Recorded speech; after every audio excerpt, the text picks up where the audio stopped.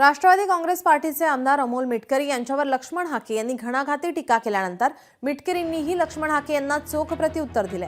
हाके हे स्वयंघोषित ओबीसी नेते झाले असल्याचंही मिटकरी म्हणाले। तर यानंतर हाके यांनी काही टीका केल्यास त्यांना त्यांच्या अवकातपेक्षा पुढचं उत्तर दिलं जाणार असल्याचा इशारा यावेळी मिटकरी यांनी दिला आहे।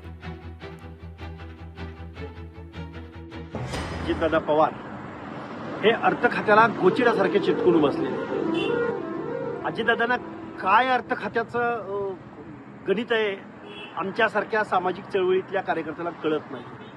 कारण अजितदादा पवारांनी गेल्या 20 वर्षापासून अर्थ खात्यावर किंवा अर्थमंत्री पदावर असताना आमच्या ओबीसींच्या बाबतीमध्ये SC/STच्या निधी बाबतीमध्ये कायम दुय्यम वागणूक त्यांनी दिलेली। विजयंतीच्या महामंडळाला पैसे नाहीत, महाज्योतीला पैसे देताना हात आकडता घेतात, ओबीसीच्या PhD करणाऱ्या मुलांच्या बाबतीत वादग्रस्त वक्तव्य करतात, महाज्योतीच्या इमारतीला ऑफिसला पैसे देत नाहीत, एका बाजूला सारथीची इमारत मात्र एखाद्या शेअर मार्केटला लाजवेल अशा पद्धतीची उभे करतात।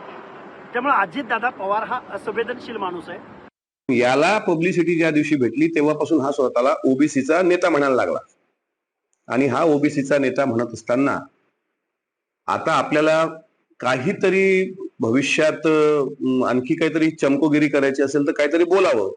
त्याच्याकरता त्यांनी आता अजितदादा पवार या उत्तुंग व्यक्तिमत्वाचा एक आधार घेतला आणि ज्या पद्धतीने तो व्हीजेएनटीच्या संदर्भात बोलतोय, SC/STच्या संदर्भात बोलतोय, निधी दिला नाही असं बोलतोय, सारथीला निधी नाही असं बोलतोय, त्यावरून त्याच्या बुद्धीची मला कीव येते म्हणून त्याला मी झाकण झुल्या असं म्हटलं। विधिमंडळामध्ये अमोल मिटकरींनी ओबीसीच्या बाबतीत काय प्रश्न विचारले, काय आंदोलनं केली हे माझ्या पक्षाला, माझ्या नेत्यांना चांगल्या पद्धतीने माहित आहे, त्याला सांगण्याची काही गरज नाही। लोकशाही मराठी ऐका, पहा, जागरूक रहा।